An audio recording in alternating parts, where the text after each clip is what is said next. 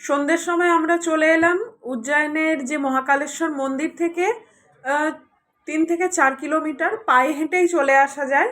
এটা হলো আমাদের যে সতীমাতা যখন দেহত্যাগ করেছিলেন, মায়ের ঠোঁটের ওপরের অংশটা এখানে পড়েছিল। এটাও 51 পীঠের একটা পীঠ হিসেবে ধরা হয়, গড়কালিকা মন্দির যেটাকে বলে। এখানে মা সকল ভক্তদের মনস্কামনা পূরণ করেন, সেভাবেই শুনেছি।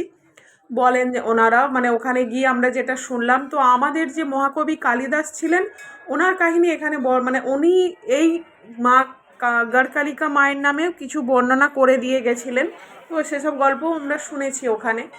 তো যখন আমরা মন্দিরে গেলাম সবাই বসেছিলাম, তারপরে মাইকে অ্যানাউন্স করলো যে ওই যে গাছ প্রদীপগুলো সব মানে জ্বালানো চলছে, ওগুলো সব প্রদীপ ধরিয়ে তারপরে যারা নিচে নেমে এসেছে, ধরানো হয়ে যাবার পরই বলছে সবাই উঠে যাও। এবার সবাই দাঁড়িয়ে যাবে আর মাথায় মেয়েরা যে যার কাপড় দিয়ে দেবে। তো সেইভাবে এবার মায়ের আরতি শুরু হবে, আর অসম্ভব মানুষের ভিড়। এই যে সব মা হাততালির মাধ্যমে মায়ের আরতি উপভোগ করছে।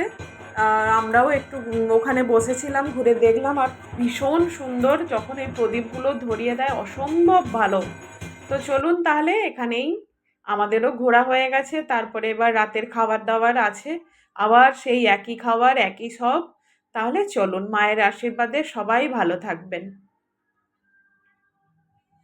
মন্দির দর্শন করে তারপরে আমরা চলে এলাম রাতের খাবার খেতে হবে। তো আমাদের হোটেলে এসে যে আমরা এবারে থালি হিসেবে খাবারটা নিয়েছিলাম, কিন্তু সেই সেম জিনিস।